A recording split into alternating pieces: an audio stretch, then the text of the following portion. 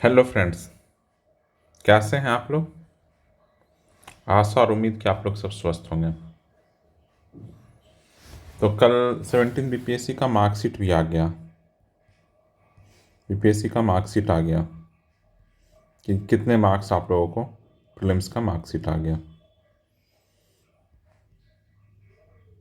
और बहुत सारे बच्चों का पॉइंट में सिलेक्शन नहीं हुआ है। मैं क्या कह सकता हूँ उन लोगों को, सांत्वना तो देता हूँ। मैं तो कह रहा हूँ कि हो सकता है क्या थोड़ा रिजल्ट आएगा तो आप लोगों का हो जाएगा। और ये हम 13 दिसंबर वाले बच्चों का कह रहे हैं जो 13 दिसंबर को प्रीलिम्स देने गए थे। अगर 4 जनवरी और 13 दिसंबर का पेपर अलग अलग था तो अलग अलग कट ऑफ बनता तो ये सब बच्चे इन होते पेपर मेंस के लिए। लेकिन नहीं, उनको तो नहीं करना था। उनको तो सिर्फ मारना है बच्चों को। मतलब जस्टिस तो हो ही नहीं रहा है। आज ही आया ना कि जो प्रीवियस बीपीएससी का चेयरमैन था आर के महाजन, वो कितना उस पर सीबीआई केस होने वाला है। यहाँ तो 64th में तो इतनी धांधली हुई थी, इतनी धांधली हुई थी कि कुछ कहना नहीं है। इंटरव्यू के 2-3 महीने बाद फाइनल रिजल्ट आया था।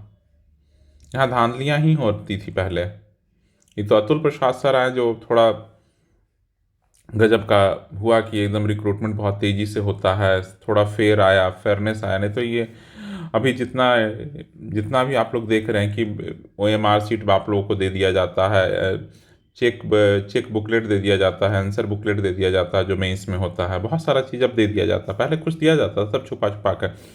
इवन प्रीलिम्स के मेंस के मार्क्स में कट कट कर आता था। जैसे आपको 136 नंबर दिया, काट के इसको काट देगा ऐसे ऐसे करके और 120 नंबर कर देगा।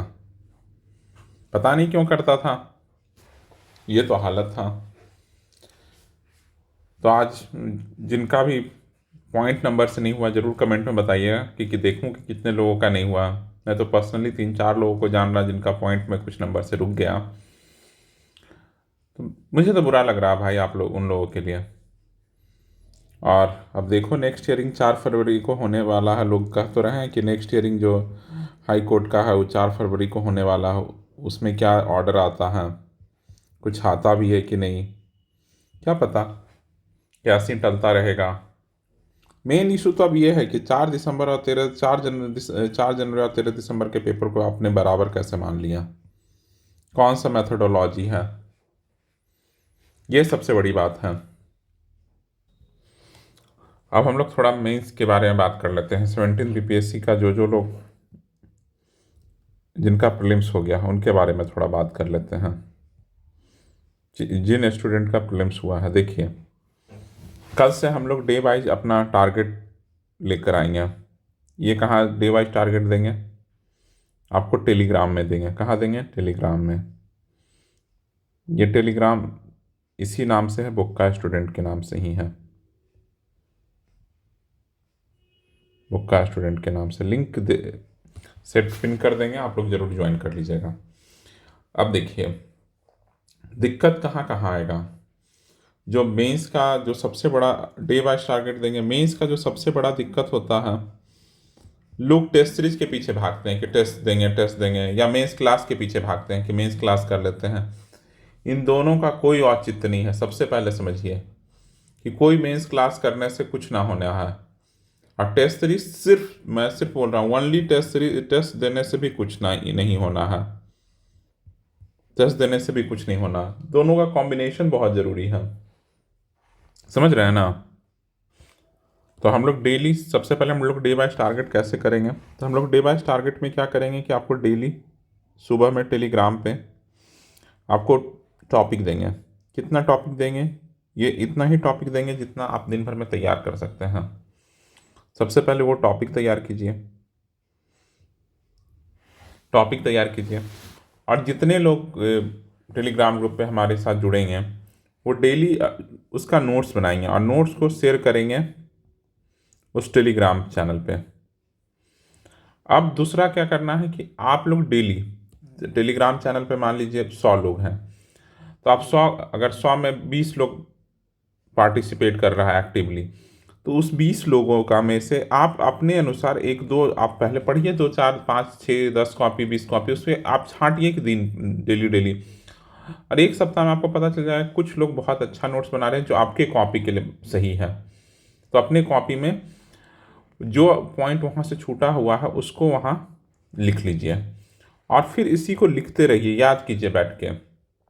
इसके लिए आपको क्या करना है, अब नोट्स कैसे बनाइए, तो PYQ रखिए और देखिए कि PYQ किस किस एंगल में क्वेश्चन पूछा है। पर पहले सबसे पहले कोई टॉपिक दिया तो उससे PYQ रिलेटेड सारा चीज़ देखिए। ऐसे मैं बता दूंगा, लेकिन PYQ रिलेटेड सारे क्वेश्चंस को देखिएगा और उससे रिलेटेड वो टॉपिक तैयार कीजिए। अब टॉपिक तैयार करने से क्या हुआ कि एक टॉपिक तैयार हो गया। जैसे कल मैं हिस्ट्री का ही टॉपिक देख रहा था प्रीवियस ईयर का, तो मुश्किल से 20 से 25 टॉपिक हैं, 20 to 25 टॉपिक। अब ये जैसे ही 20 से 25 टॉपिक आपका तैयार होता है, आपका हिस्ट्री वाला पोर्शन कंप्लीट हो गया। उसी तरह हम लोग पॉलिटी करेंगे, उसी तरह इकोनॉमी करेंगे, ज्योग्राफी करेंगे, सब करेंगे। तो ये करना है, तो इसके लिए आप लोग टेलीग्राम ग्रुप पे ज़रूर जुड़ जाइएगा।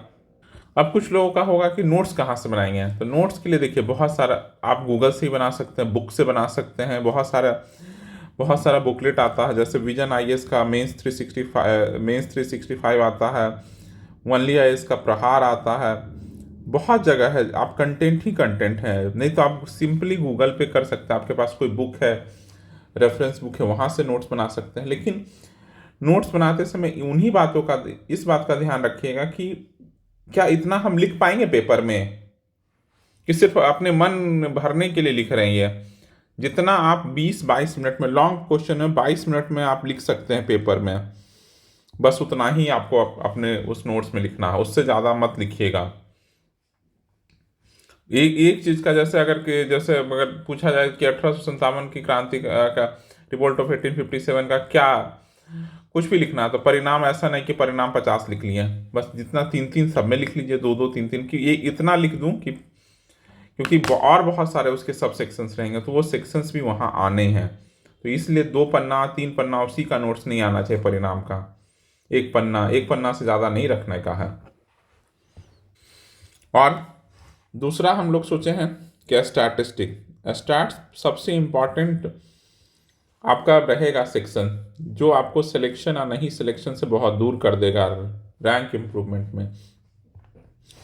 स्टैट्स के लिए क्या करना है, मैं तो सोच रहा हूँ कि लाइव आता हूँ, मैं डेली लाइव आता हूँ, और जो PYQ आया है अब बिना बताए आप लोगों को कि कल कौन सा क्वेश्चन, एक रैंडम क्वेश्चन पिक करना है, 1 रैंडम क्वेश्चन पिक करना है और उसको बनाने के लिए दे देना है। 20 मिनट का टाइमर लगा के उसको बनाना है, 20 मिनट के टाइमर में आपको बनाना है, और फिर आंसर बोला जाएगा, फिर देखिए कितने लोगों का सही है। समझ गया? तो इस तरह से चीज़ें इम्प्रूव होगा धीरे धीरे। अभी भी बहुत समय है, कुछ हड़बड़ाने की ज़रूरत नहीं है। इतने दिनों में हम लोग बहुत कुछ कर सकते हैं, सिलेक्शन तो ले ही सकते हैं।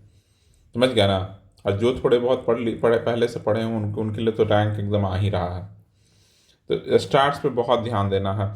और जो लोग पिछली बार मेंस दिए थे उन लोगों को क्या ख्याल रखना कि देखिए कि पिछली बार कौन कौन सा पॉइंट छूट गया था और क्या इंप्रूव कर सकते हैं अपने मेंस की कॉपी में, उन सब चीज़ों का ज़रूर ख्याल रखें। ठीक है, आज के लिए इतना ही रखते हैं। कल से मेंस की तैयारी शुरू करते हैं। बहुत हुआ प्रीलिम्स, आंदोलन, ये सब, अब कल से मेंस में लगते हैं। 4 फरवरी को आना होगा, जो आना होगा आने देते हैं, जैसा होगा देखा जाएगा। चलिए थैंक यू।